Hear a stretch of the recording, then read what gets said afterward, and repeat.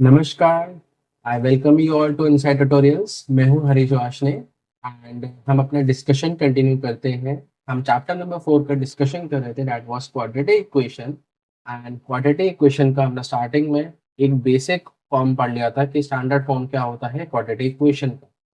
ठीक है, standard form हमने पढ़ा था क्वाड्रेटिक इक्वेशन का, a x square plus b x plus c is equal to zero, a b and c are real numbers and a is not equal to zero.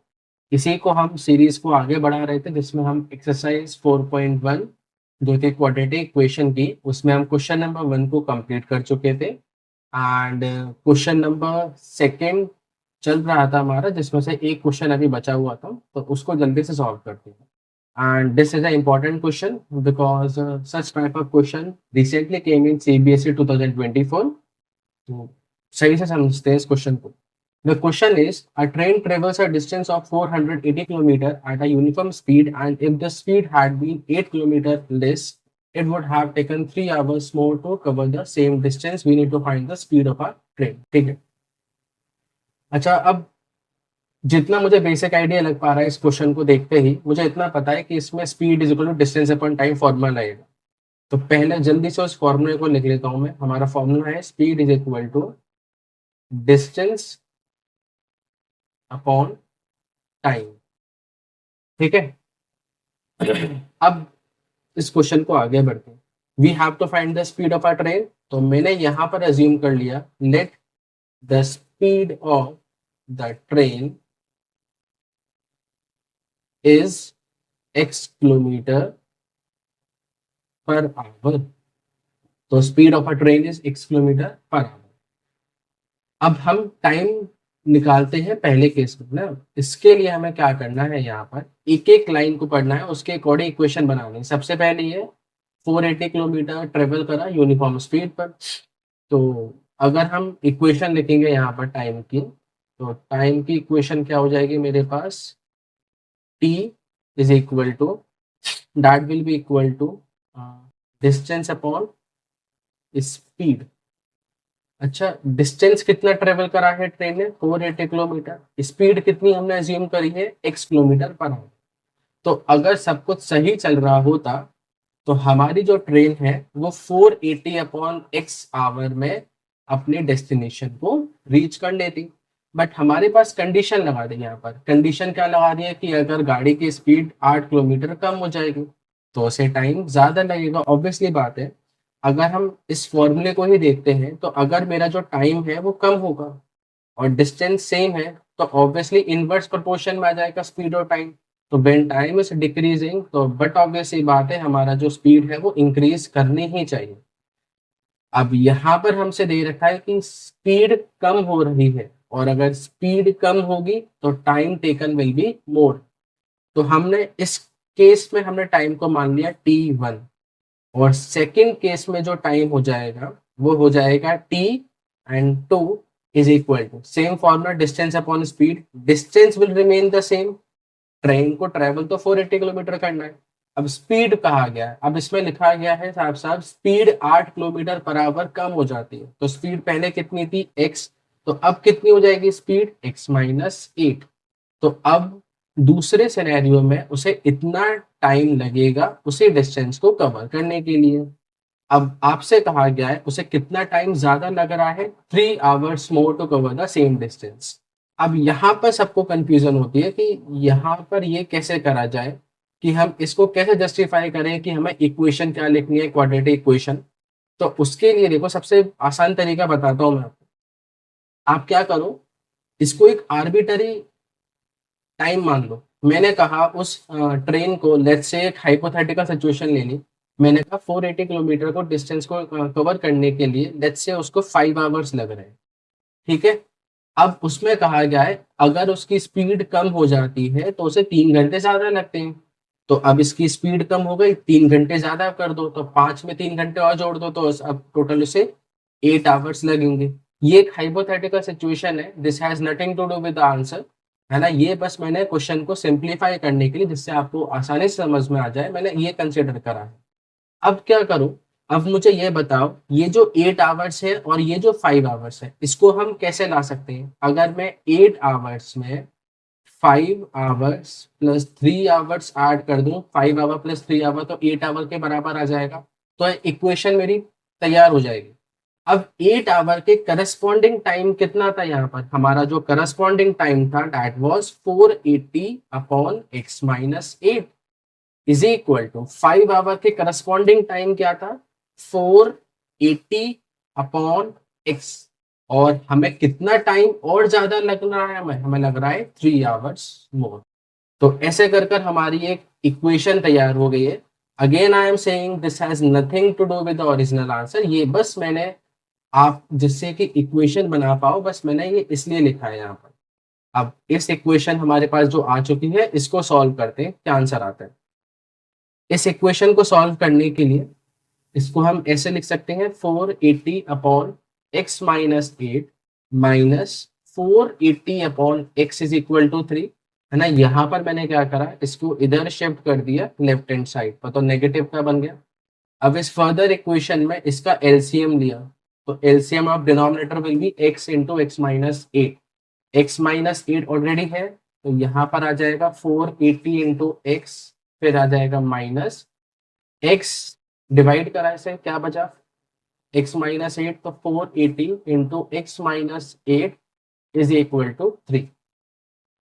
अब इस equation को simplify करते हैं जल्दी से, तो ये आ जाएगा 480 माइनस 480 इंटू एक्स 480x, फिर उसके तो अभी हो जाएगा 480x प्लस, फिर हम करेंगे 480 इंटू 8, ये कितना आ जाएगा, 8 8 जा 64, carry forward 6 4 32 and 36 3840 divided by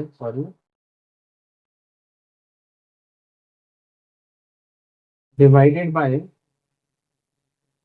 अच्छा, इसको हम एक तरीके से और कर सकते हैं, इसको सिंप्लीफाई करता हूँ। देखो, इसको सिंप्लीफाई करने के लिए मैंने क्या कहा, इस इक्वेशन को यहाँ से हटाकर हम यहाँ पर थोड़ा सा और सिंप्लीफाई करते हैं, फिर आगे बढ़ते हैं। इसको सिंप्लीफाई करने के लिए मैंने क्या करा, यहाँ पर ये 3 है, तो ये 160 टाइम्स कैंसिल हो जाएगा, सिमिलरली ये भी 160 टाइम्स कैंसिल हो जाएगा। ऐसा करने से हमारे पास कैलकुलेशन आसान हो जाएगी, तो हमारी जो इक्वेशन आएगी वो आ जाएगी 160 upon X minus 8 minus 160x is equal to 1। ठीक है, ये स्टेप समझ में आई। 3 कॉमन ले लिया मैंने RHS और LHS से। अब उसके बाद हम अब लेंगे एलसीएम, तो x और x माइनस 8। अब x माइनस 8 इधर आ गया, तो ये आ जाएगा 160x minus 160 into x minus 8 is equal to 1. This implies that 160x minus 160x plus अब इसका मल्टीप्लाई करा आपने 160 का 8 में, ये आ जाएगा 1280 divided by x into X minus 8 is equal to 1। अब इस पूरे डिनोमिनेटर को मैं 1 में मल्टीप्लाई कर सकता हूँ, उससे पहले इसको और इसको कैंसिल कर देते हैं। तो हमारे पास आ जाएगा 1280 is equal to X into X minus 8। Further solve करा तो X square minus 8x minus 1280 is equal to 0। तो हमारे पास एक इक्वेशन बनकर तैयार हो चुकी है, क्वाड्रेटिक इक्वेशन। अब इस इक्वेशन को सॉल्व करने के हमारे पास 2 तरीके हैं, या तो हम splitting the middle term technique से करें या फिर हम क्वाड्रेटिक फॉर्मूला यूज कर लें। तो यहाँ पर मैं इसे splitting the middle term technique से सॉल्व करता हूँ। तो उसके फैक्टर्स करने में 1280 के, है ना, 1280 के फैक्टर्स कर लेते हैं साइड में। इसके हमने फैक्टर्स करे 2 640, फिर 2 से गया 320, फिर 2 से गया 160, फिर फर्दर 18 एंड 40, फिर गया ये 20, फिर 10, फिर 2 और लास्ट में आ जाएगा 5। अब हमें क्या करना है, इन फैक्टर्स की मदद से हमें स्प्लिट करना है मिडिल टर्म को, और हमें मिडिल में लेकर आना है 8। तो कैसे ला सकते हैं इसे एक बार देखते हैं। 5 2 जा 10, 2 जा 20, 20 2 जा 40। अब क्या बचा, 2 2 जा 4, 4 2 जा 8, 8 2 जा 16, 16 2 जा 32। तो 40 माइनस 32 कितना आ जाएगा, 8। तो अब मैंने मिडिल टर्म को स्प्लिट कर दिया minus of 40x minus 32x minus 1280 is equal to 0. I hope this step is clear. 8x को मैंने स्प्लिट कर दिया दो हिस्सों में, 40x माइनस 32x. अब ब्रैकेट ओपन कर लेते हैं, तो X square minus 40x plus 32x minus 1280 is equal to 0. अब हमें क्या करना है, यहाँ से कॉमन लेना है. क्या कॉमन आ गया, यहाँ से x कॉमन आ गया, क्या बचा x माइनस 40. यहाँ से 32 कॉमन लिया, अगेन क्या बचा x minus 40 is equal to 0.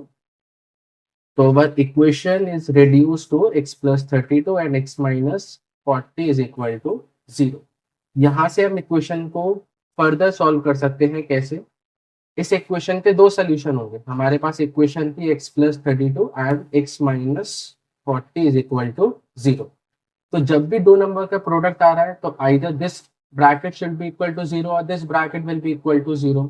तो answer will be x plus 32 is equal to 0 or x minus 40 is equal to 0. If x plus 32 is equal to 0, x is equal to minus 32, and if is this the case, then x equal to 40. Obviously, the speed of a car cannot be negative, so I will be neglecting this value. है ना? Neglect करने का reason मैंने आपको बता दिया है, because we have assume the speed of a car भी x किलोमीटर पर आवर. यहाँ पर आप देख सकते हो speed of a car x kilometre per hour, और स्पीड हम नेगेटिव नहीं ले सकते. तो वह correct answer is x is equal to 40. तो लास्ट में एक लाइन और ऐड करनी है. This implies that the speed of the train is 40 kilometre per our. ठीक है. अब इसके बाद मैं एक क्वेश्चन और लेकर आया हूँ. ये इसी साल आया था बोर्ड में, CBSE 2024 में आया था, मैथमेटिक्स स्टैंडर्ड पेपर में. है ना? सेम उसी पैटर्न पे ये क्वेश्चन है, और इसको सॉल्व करते हैं. 5 मार्क्स का ये क्वेश्चन आया था इस बार एग्जाम में. ठीक है. The question is, in a flight of 2800 kilometre an aircraft was slowed down due to a bad weather. Its average speed is reduced by 100 km per hour, and by doing so the time of the flight is, जो time है, this is increased by 30 minutes. I have to find the original speed, original duration of the flight. So let's solve this question again. जैसे ही मैंने इस question को देखा, मुझे इतना पता पड़ गया कि इसमें हम फॉर्मूला यूज करने वाले हैं, speed is equal to distance upon time का. और जो मेथड मैं यहाँ पर बता रहा हूँ, या जो स्टेप्स मैं फॉलो कर रहा हूँ, अगर आप उन्हीं स्टेप्स को फॉलो करोगे, तो I can assure you there will not be any deduction of any marks. Not even 0.5 marks will be deducted of yours. तो speed is equal to distance upon time. What is the distance travelled? है ना? जो flight है उसको जो distance travel करना है, that is of around 2800 kilometre. तो सबसे पहले late the speed of an aeroplane or an aircraft, whatever, be x kilometre per our. मैंने स्पीड जो थी एयरक्राफ्ट की, है ना, उसको मैंने x kilometre per our assume कर लिया. अगर सब सही रहता, कंडीशन सही रहती, तो जो टाइम था वो t1 लगता. कितना डिस्टेंस ट्रेवल करने में? 2800 किलोमीटर. और कितनी स्पीड से? x किलोमीटर पर आवर की स्पीड से. ये कब होता? जब सब कुछ सही होता, वेदर कंडीशन सही होती. बट वेदर कंडीशन सही नहीं थी, जिसकी वजह से हमें स्पीड जो थी वो 100 किलोमीटर कम करनी पड़ी. तो अगर हम सेकंड केस में टाइम निकालते हैं, जाना तो सो इतना ही दूर है 2800 किलोमीटर, बट वो अब x से ना जाकर वो जाएगा x माइनस 100. माइनस क्यों ले रहे हैं? क्योंकि यहाँ पर वर्ड यूज हो रहा है रिड्यूस्ड. तो ये आ जाएगा x माइनस 100, और हम इतना टाइम लगेगा सेकेंड केस में. ठीक है. अब देखो इस इक्वेशन को हमें कैसे लिखना है, और हम कैसे इसे एक बार फिर से समझते हैं कि अब हम इस इक्वेशन को फाइनल रिजल्ट कैसे देंगे. सपोज करो मैंने कहा एक आर्बिटरी टाइम ले लिया, जो भी आपको नंबर अच्छा लगे, है ना. मैंने ले लिया कि अगर सब कुछ सही रहता तो 2800 किलोमीटर लेट्स से उसे 5 आवर्स लगते. एक हाइपोथेटिकल टाइम है, again this has nothing to do with our answer. ये बस एक्सप्लेनेशन के लिए आपको बताया जा रहा है. अब मैंने स्पीड कम कर दी. स्पीड कम करने पर मुझे पता चल गया यहाँ पर कि मुझे जो हमारा ड्यूरेशन था वो 30 मिनट से बढ़ गया. तो 5 घंटे में पहले जा रही थी फ्लाइट, अब वही टाइम क्या हो जाएगा, 5.5 घंटे हो जाएगा, 5 hours 30 minutes। बस ये दो वर्ड, ये दो सेंटेंस लिखते ही आपका इक्वेशन फॉर्मेट हो जाएगी। कैसे कि 5 hours 30 minutes कब आ सकता है, जब हम 5 घंटे और 30 मिनट्स को ऐड करेंगे। अगर ये स्टेप आपको समझ में आ गया तो कोई सा भी क्वेश्चन नहीं रुकेगा, आप बिल्कुल करके आएंगे किसी भी एग्जाम में। तो 5 hours 30 minutes के करस्पॉन्डिंग जो टाइम था वो कितना था, T2। तो T2 is equal to 5 hour के करस्पॉन्डिंग टाइम क्या था, T1 प्लस 30 minutes। अगर ये स्टेप बेटा समझ में आ चुकी है तो बस इसके अलावा हमें और कुछ नहीं करना अपने इस क्वेश्चन को सॉल्व करने के लिए, है ना।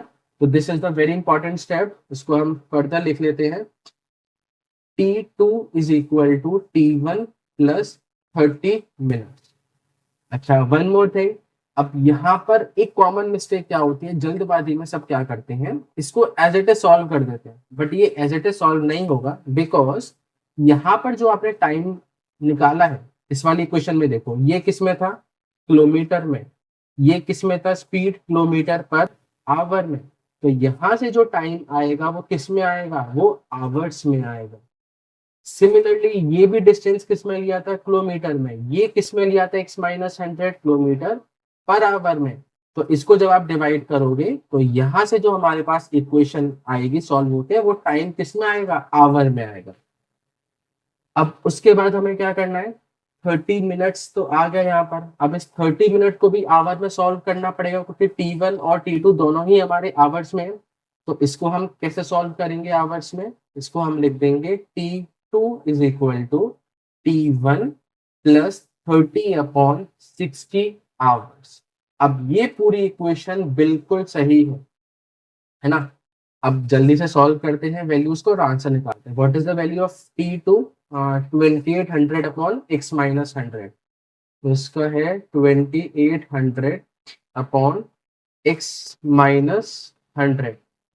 उसके बाद what was the value of T1, T1 की वैल्यू थी 2800/x, 2800/x प्लस 32 से कैंसिल हो जाएगा, प्लस 1/2। तो our final equation is coming as 2800/x-100। इसको इधर शिफ्ट कर दिया, -2800/x इज इक्वल टू 1/2। अब जल्दी से इसका हमें एलसीएम लेना है। एलसीएम आ जाएगा x इंटू x-100। तो ये आ जाएगा 2800 into x-2800 into x-100 is equal to 1/2। and this implies that, इसको सॉल्व कैसे कर सकते हैं, मल्टीप्लाई करते हैं 2800x minus minus plus minus, तो 2800x माइनस माइनस प्लस, तो 280 and 2 zeros more divided by x square minus 100x is equal to 1/2। यहाँ से ये कैंसिल हो जाएगा प्लस का और माइनस का। अब इसको मल्टीप्लाई कर दें, 28 इंटू 2 कितना हो जाएगा, 56। And how many zeros, 4 zero, 4 zeros लगा दिए, is equal to X square minus 100x। यहाँ पर इस स्टेप पे हमने क्या करा है, क्रॉस मल्टीप्लाई कर दिया, डिनोमिनेटर को मल्टीप्लाई कर दिया 1 में और न्यूमरेटर को मल्टीप्लाई कर दिया 2 से। तो our final equation is coming as X square minus 100x। इसको इधर शिफ्ट कर देते हैं तो आ जाएगा -56 and 4 zeros is equal to 0। अब इस इक्वेशन को सॉल्व करना और रह गया और हमारा आंसर आ जाएगा। इस इक्वेशन को सॉल्व करने के लिए अगेन मेरे पास दो मेथड है, क्वाड्रेटिक फॉर्मूला यूज कर सकता हूँ और प्राइम फैक्टराइजेशन यूज कर सकता हूँ। पिछला क्वेश्चन हमने क्या था, splitting the middle term technique से। इस क्वेश्चन को हम करते हैं क्वाड्रेटिक फॉर्मूला और द धराचार्य फॉर्म। तो what is the coefficient of x square, the coefficient of x square is 1, तो ए की वैल्यू आ जाएगी 1। What is the coefficient of x in the required equation, -100, तो बी आ जाएगा -100। एंड जो कांस्टेंट टर्म थी सी, वो कितना है हमारे पास, -56000।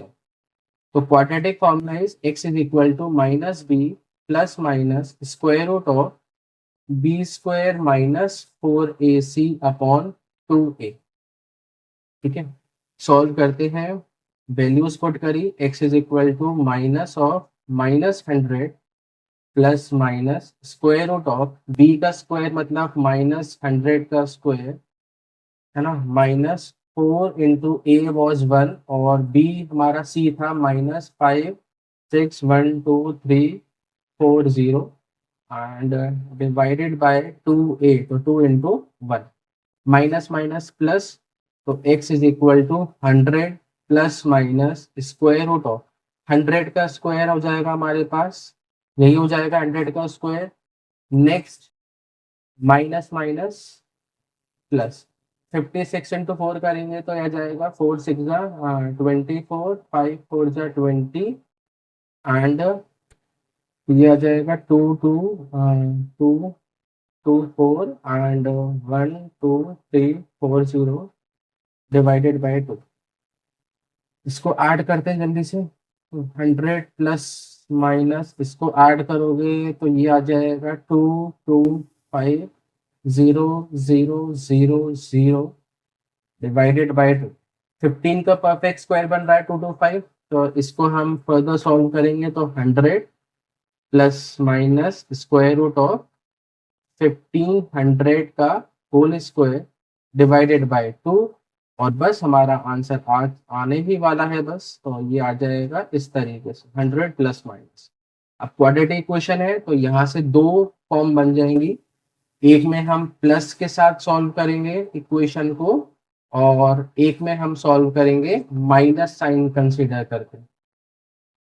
प्लस का साइन कंसीडर करेंगे तो 1500 प्लस हो जाएगा 1600/2, तो स्पीड आ जाएगी 800 किलोमीटर पर आवर।